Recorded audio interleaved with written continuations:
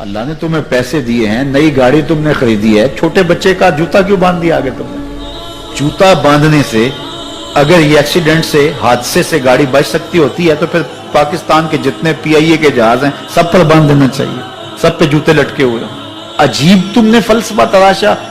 کسی نے جو ہے وہ کالی رنگ کی پٹی باندھ دی نیچے, اس سے اس کو نظر نہیں لگے گی. گھوڑے کے پاؤں کے نیچے جو کھری لگی ہوئی ہوتی ہے, کچھ لوگوں نے اپنے گھروں میں وہ باندھی ہوئی ہوتی ہے کہ اس سے ہمارے گھر کے اندر کوئی مصیبت نہیں آئے گی, کوئی تکلیف نہیں آئے گی. کسی نے ہنڈیا اپنے گھر کے اوپر الٹی رکھی ہوئی ہوتی ہے, یہ ہنڈیا بچا لے گی. اور میاں ہنڈیا کیا بچائے گی تجھے؟ اللہ کے قہر سے کچھ نہیں بچا سکتا.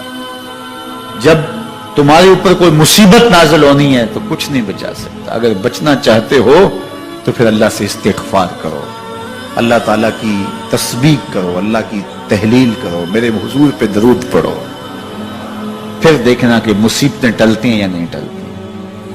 تو یہ خام خواہ کے رکیے, اور یہ عامل لوگ جو ہیں ان کا تو کام ہی یہی ہے. ان کا کام چلتا ہے لوگ ذوف الاعتقادی میں مبتلا رہے, اور یہ کہہ دیتے ہیں کہ آپ کے خاندان میں ایک منحوس عورت ہے, یہ اس کا کیا ہوا ہے, تو کوئی نہ کوئی منحوس تو پہلے ہی انہوں نے طے کر رکھی ہوتی ہے, فوراً ذہن وہاں جا کلک ہو جاتا ہے. اس کا نون سے نام شروع ہوتا ہے, اس کا کاف سے نام شروع ہوتا ہے, اس کا جیم سے نام شروع ہوتا ہے, تو پورے خاندان میں کسی کا نام کاف, نون یا جیم سے تو شروع ہوتا ہی ہوگا, یا دوستوں میں, تو فوراً ذہن جو ہے ادھر منتقل ہو گیا. اب یہ بابا جی نے بتا دیا ہے, ہاں اس نے یہ بات کی تھی, کچھ باتیں یاد آنے لگی, اس کاف سے شروع ہونے والے نام کے ساتھ نفرت پیدا ہو گئی. اس بابے نے نفرت کا کاروبار کیا. اس نے تو 100 روپے 200 روپے لے لیے, لیکن دو انسانوں کے اندر نفرت ڈال دی. اس کا گریبان کل قیامت کے دن پکڑا جائے گا. ان ملنگوں کے پاس, ان ذوف الاعتقادی کو پھیلانے والوں کے پاس کبھی نہ جاؤ. تمہیں مصیبت پڑی ہے, تمہیں لگ رہا ہے کہ شاید میرے اوپر جادو ہے, تو پڑھو نا سورہ بقرہ, جادو جڑ سے اکھڑ جائے گا. 40 دن اپنے گھر میں سورہ بقرہ پڑھو, برکت ہوگی. کہتے ہیں مولوی صاحب 40 دن تو نہیں پڑھی جا سکتی, 2.5 پارے, ہمیں کوئی تعویذ ہی کرتے ہیں. ہم شارٹ کٹ چاہتے ہیں نا, روزانہ صبح 2.5 پارے سورہ بقرہ پڑھے, یہ تو ہم سے نہیں پڑھی جائے گی. تو آپ کوئی تعویذ ہی لکھتے ہیں. کاروبار میں برکت نہیں, میں کہتا ہوں پڑھو نا سورہ واقعہ, 3 رکوع ہیں, برکت ہوگی. ہم کہتے ہیں ہمیں تعویذ ملنا چاہیے, بس وہ ہم گلے میں رکھ دیں, بٹوے میں رکھ لیں, پرس میں رکھ لیں, اور ہمارا کام ہو جائے, ہمیں کچھ بھی نہ پڑھنا پڑے, ہمیں وضو تک نہ کرنا پڑے, نماز نہ پڑھنی پڑے, اور برکت ہو جائے. ایسے برکت تو نہیں آتی. اس لیے چھوڑو ان کی جان, آؤ قرآن مجید پہ آؤ, آؤ سجدوں پہ آؤ, آؤ دعاؤں پہ آؤ. سحری کے وقت اس کی رحمتیں آواز دے رہی ہوتی ہیں, حل من مسترزقن, ہے کوئی رزق مانگنے والا, اور تم اس وقت سوئے ہوئے ہو, سارے دن ٹھوکریں کھاتے ہو. آؤ نہ اس وقت جھولی پھیلا کے, ہاتھ پھیلا کے کہو مالک تو جھولیاں بھر دے. تو پھر دیکھنا, میرا بیٹا سالم مشرکین کی قید میں ہے اور میں فاقوں کی حالت میں ہوں.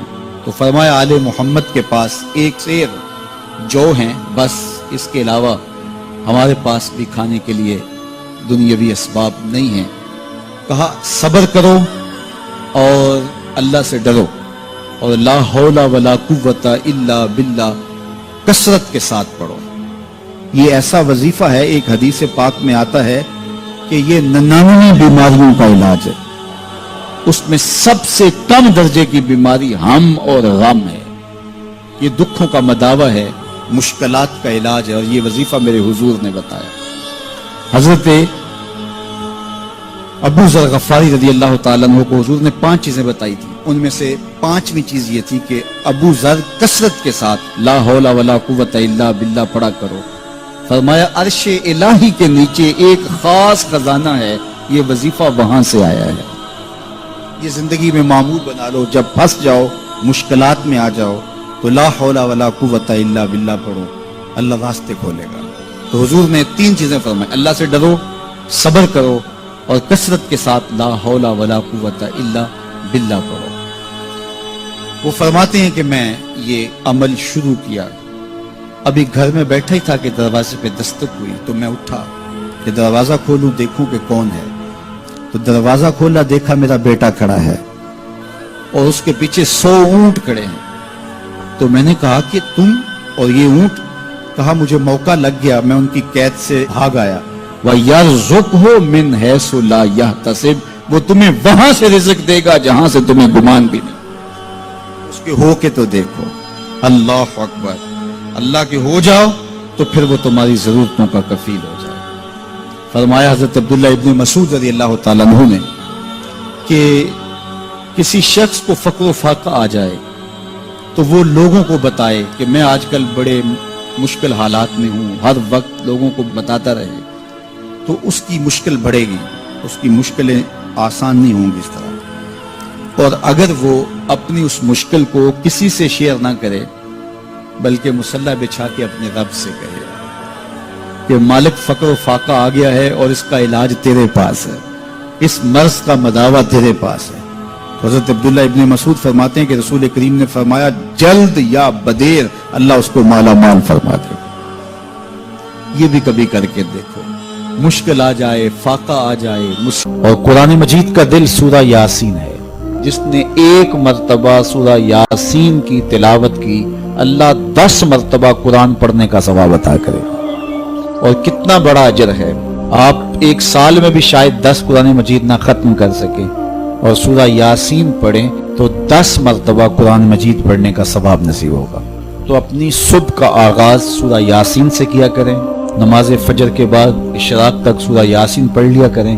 سورہ یاسین اگر آپ پڑھ کے اپنے دن کا آغاز کرتے ہیں، آپ کا سارا دن خیر سے گزرے گا۔ اس دن اگر کاروبار کریں گے تو برکت ہوگی، اس دن بہت ساری بیماریوں سے، آفات و بلیات ارضیہ و سماویہ سے بچے رہیں گے، لوگوں کے شر سے، حادثات سے محفوظ رہیں گے۔ میرے حضور نے ارشاد فرمایا قرآن مجید میں ایک سورت ہے جس کی 30 آیات ہیں، اگر کوئی شخص اس کی تلاوت کرتا ہے تو وہ سورت پڑھنے والے کی شفاعت کرتی ہے، اور اتنی بار شفاعت کرتی ہے کہ اس کو بخشوا کے چھوڑتی ہے۔ وہ سورت کون سی ہے؟ وَهِيَ تَبَارَكَ الَّذِي بِيَدِهِ الْمُلْكُ، یہ سورۃ الملک ہے، 30 آیتیں ہیں۔ جو شخص اس کی تلاوت کرے یہ اتنی بار سفارش اللہ کی بارگاہ میں کرتی ہے کہ اپنے پڑھنے والے کو بخشوا کے چھوڑتی ہے۔ تو اپنے دن کا آغاز سورہ یاسین سے کریں اور اپنی شب کا آغاز سورہ ملک سے کریں۔ سونے سے پہلے سورہ ملک کی تلاوت ضرور کر لیں، تو انشاءاللہ اس سے رات برکت سے گزرے گی۔ جس نے ایک دن میں 100 مرتبہ سبحان اللہ و بحمدہ پڑھا، کتنی مرتبہ؟ 100 مرتبہ۔ کیا پڑھا؟ سبحان اللہ و بحمدہ۔ فرمایا کہ اس کے گناہ سمندر کی جھاگ کے برابر بھی ہوں تو اللہ معاف فرما دے گا۔ تو یہ اپنے وظائف میں شامل کر لیجئے، سبحان اللہ و بحمدہ۔ اور حدیث بخاری ہے کہ 2 کلمے ایسے ہیں جو اللہ کو محبوب ہیں اور زبان پر مشکل نہیں، زبان پر بڑے آسان ہیں، اور جب میزان پہ رکھے جائیں گے تو پلڑے کو جھکا دیں گے، بڑے بھاری ہیں میزان پہ۔ وہ 2 کلمے یہی ہیں، سبحان اللہ و بحمدہ، سبحان اللہ العظیم۔ تو اگر اس کو 100 مرتبہ روزانہ پڑھے تو سمندر کی جھاگ کے برابر بھی گناہ ہو تو اللہ معاف فرما دیتا ہے۔ اللہ فرماتا ہے ما یفعل اللہ بعذابکم، وہ تمہیں عذاب دے کے کیا کرے گا؟ ذرا لہجہ دیکھیے، ذرا انداز، ما یفعل اللہ بعذابکم، وہ تمہیں عذاب دے کے کیا کرے گا؟ تم اس کی مخلوق ہو، اپنے دستے قدرت سے اس نے تمہیں بنایا ہے، تو وہ تمہیں عذاب دے کے کیا کرے گا؟ اس کی ضرورت نہیں ہے کہ تمہیں عذاب دے، نہ اس کی چاہت ہے کہ تمہیں عذاب دے، کوئی خود چھلانگے لگائے تو اس کی مرضی۔ فرمایا کہ ما یفعل اللہ بعذابکم، وہ تمہیں عذاب دے کے کیا کرے گا؟ ان شکرتم و آمنتم، اگر تم شکر ادا کرو اور ایمان لاؤ تو وہ تو قدردان ہے جو کوئی اس کا شکر کرتا ہے اور جو اس پر ایمان لاتا ہے۔ تو اللہ اس کے لیے عذاب نہیں رکھا، اس کے لیے رحمتیں رکھی ہوئی ہیں۔ تمہیں دستے قدرت سے بنایا ہے اور وہ تمہیں خوش دیکھنا چاہتا ہے، تمہیں خوشحال دیکھنا چاہتا ہے، تمہیں سرشار دیکھنا چاہتا ہے، تمہیں نہال دیکھنا چاہتا ہے، تمہاری زندگی کو خوشگوار دیکھنا چاہتا ہے۔ تم نے اپنے آپ کو خود اپنے اعمال کی وجہ سے مصیبتوں میں ڈالا ہے، تو کہا شکر کرنے کی عادت ڈال لو، دیکھنا پھر اللہ تعالیٰ جل شانہ کی رحمتیں تمہارے اوپر کس طرح اترتی ہیں، اس کی نوازشیں تمہارے اوپر کیسے برستی ہیں۔ توکل اگر ہم سیکھ جائیں تو توکل ایک ایسی دولت ہے کہ جو خوشحال زندگی کی ضمانت بنتی۔ جب ہم اللہ پر توکل نہیں کرتے اور ہم سمجھتے ہیں یہ سب کچھ ہماری محنت کا نتیجہ ہی ہوگا، اور نتیجہ جب نہیں آتا تو پھر ہم بے چین مضطرب ہو جاتے ہیں، اور جب ہم اس پہ توکل کر لیں تو پھر ہمارا صرف اتنا ہی کام ہے کہ میاں ہم یہ کام کر رہے ہیں، بس یہ حکم، ہم بیج بو رہے ہیں، بس یہ حکم ہے اور بو رہے ہیں، باقی اس پہ بھروسہ ہے، یہ کام اس کا ہے کہ اس نے اس کو اگانا ہے، اس کے اوپر پھل لگانے ہیں، تو جب اس پہ توکل ہو جائے تو بندہ سوکھا رہتا ہے، ورنہ بندہ مشکل میں مبتلا ہو جاتا ہے۔ بسا اوقات ایسا ہوتا ہے کہ بندہ ایک منصوبہ تیار کرتا ہے، اس کا عملی نتیجہ اس کو سامنے نظر آ رہا ہوتا ہے، لیکن نتیجہ بالکل الٹ جاتا ہے۔ سید علی المرتضیٰ فرماتے ہیں میں نے اپنے ارادوں کی شکست سے ہی اپنے رب کو پہچانا ہے، کہ میں ایک منصوبہ تراشتا ہوں کہ یہ اور یوں ہوگا اور وہ ہونا چاہیے، لیکن نتیجہ وہ نہیں آتا، تو کوئی طاقت ہے اس کا جو نتیجہ بدل دیتی ہے۔